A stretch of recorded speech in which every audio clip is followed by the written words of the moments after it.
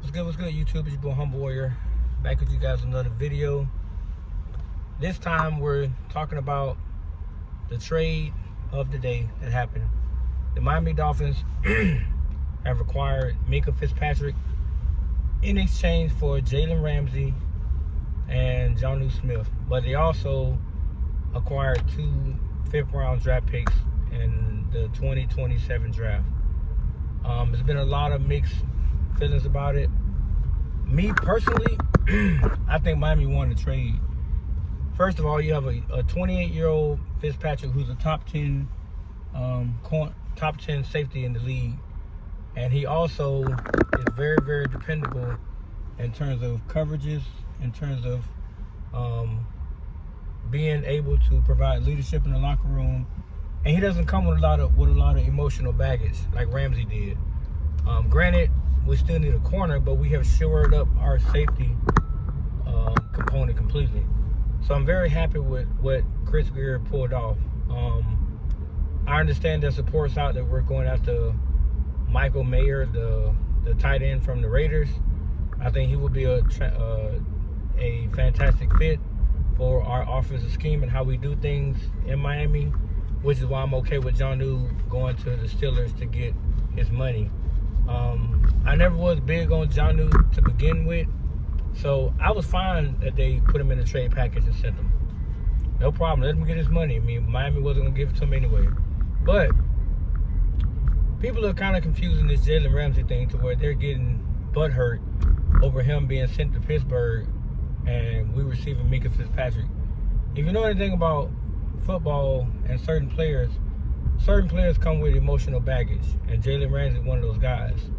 If he feels disrespected, he's going to give you a half-ass quarter tank of effort, aka last season. When he first came on board at Miami, he was full throttle.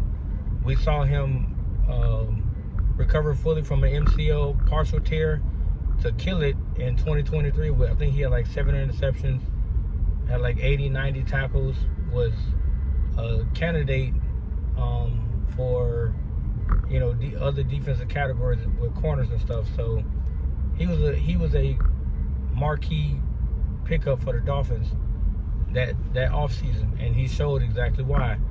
Now, when it came to his contract being renegotiated, and because Miami wasn't willing to give him what he wanted, he didn't like it, and he wanted to get out of there. So last season, we saw exactly what that meant. Half-ass tackles, blown coverages, not really giving his all in certain games. As he said, he wasn't trying to get hurt so he can get the max opportunity to go somewhere else that he wanted. And so Pittsburgh became his destination, and he got there. He's 100% healthy and ready to go. He didn't show up to OTAs and nothing, so he has no reason to be labeled as injury prone, because that's not what he is. He is a dynamic corner, but he comes with a lot of emotional attachments, and that's not always something that you want in a player of his caliber, because a lot of times things are not always going to go your way, and you can't throw a tantrum like a 2-year-old. So personally, like I said before, I like the trade. I think that Mika's going to bring a dynamic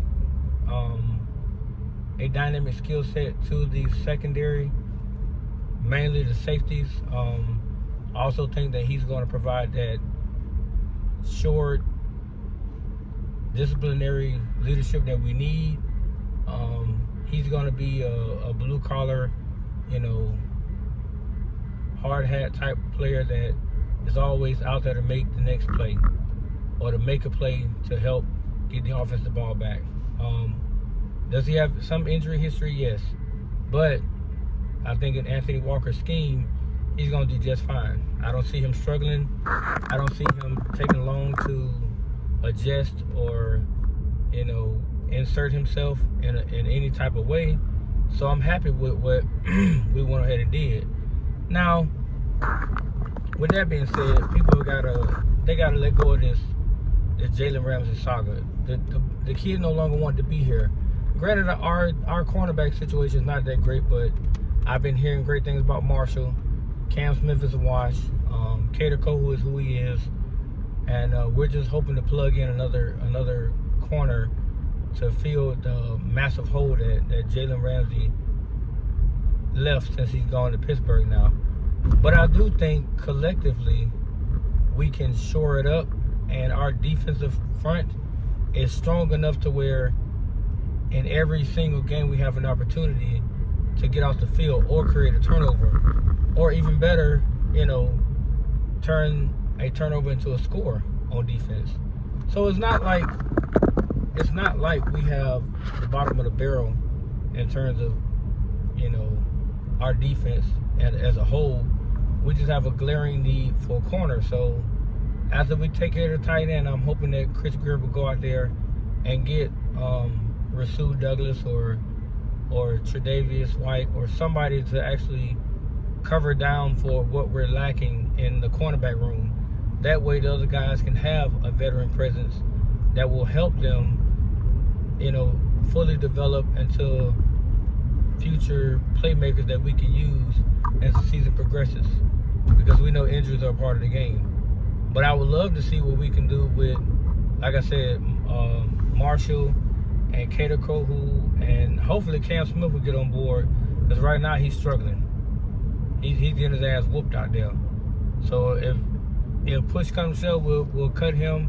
We'll add another DB, a respectable DB to the roster, not just anybody off the street.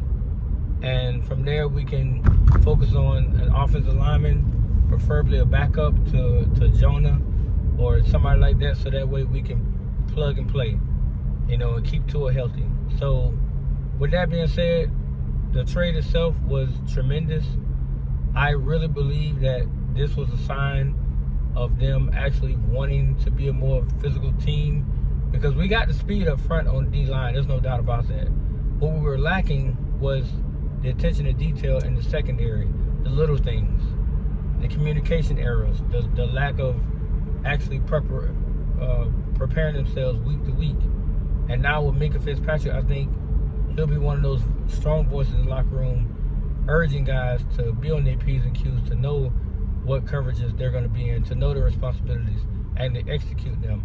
It would not be a perfect defense by any means, but it would be more consistent. That's what we need, especially against teams like the Bills and other high-powered offenses that can run up and down the field on you. So for those who saying that we lost the trade or they hate the pick or the transition, there's nothing to hate. At 28 years old, he's still very young. He still have 2 more years on his contract that we're going to be paying him. And as it stated, he's $7 million cheaper. And he's okay with that. He's willing to come back home where he was drafted and help us win. He left because of Brian Flores moved him from his position, from his constable position, to a nickel safety. He didn't want to do that. He did not want to do that. And Anthony Walker would not put him in a position where he doesn't want to be. He's going to utilize his skill set and implement that into the defense to make it a lot better. Because last season, let's be real, we were hurting at safety. We were not that great. As a matter of fact, Javon Holland was garbage last year. So that's why a lot of the games that we found ourselves, getting exposed in, we were not able to hold it down in the secondary at all. And then our D-line was beat up pretty bad. We only had Chop Robinson out there trying to consistently provide pressure. 1 versus 5 is not fun, but 5 versus 5 is awesome.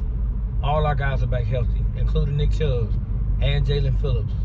So now it's going to be interesting to see how defenses adjust, or how offenses will adjust to a 5-man front or to a 4-man front, where all 4 of them can potentially beat that one-on-one protection. Because I believe that Jalen Phillips and Chop Robinson can beat anybody one-on-one damn near. And Bradley Chubbs got to follow suit. So it's going to be a lot of fun to see. Then we got Zach Sealer and others.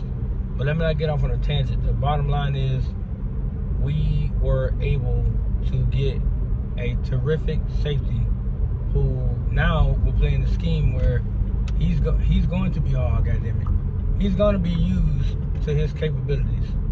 And it's going to be fun to watch. Like, you're going to see exactly why Minkah was regarded as one of the best safeties in the league, or at least in the top 8 in the league. last season. And you're going to see exactly why.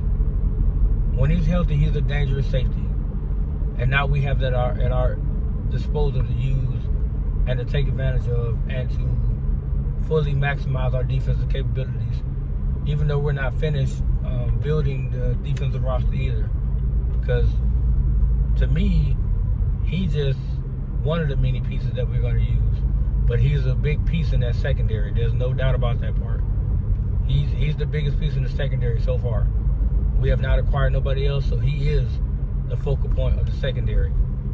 But given the right personnel with him, it's going to be a lot harder to lock in on just him when you got to account for the linebacking core and the defensive front, which is going to provide constant pressure. So hopefully those will turn into turnovers, and those turnovers turn to points from our offense.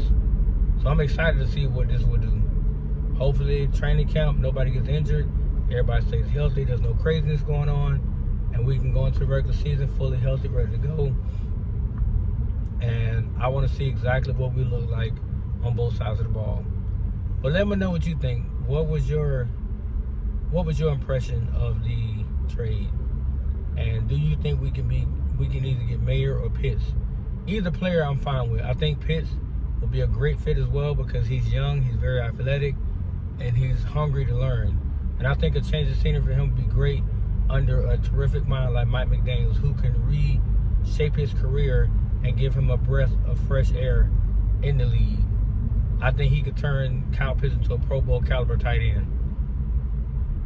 You know, that's just my opinion, but let me know what you guys think, man. I'll be looking forward to the comments. Peace.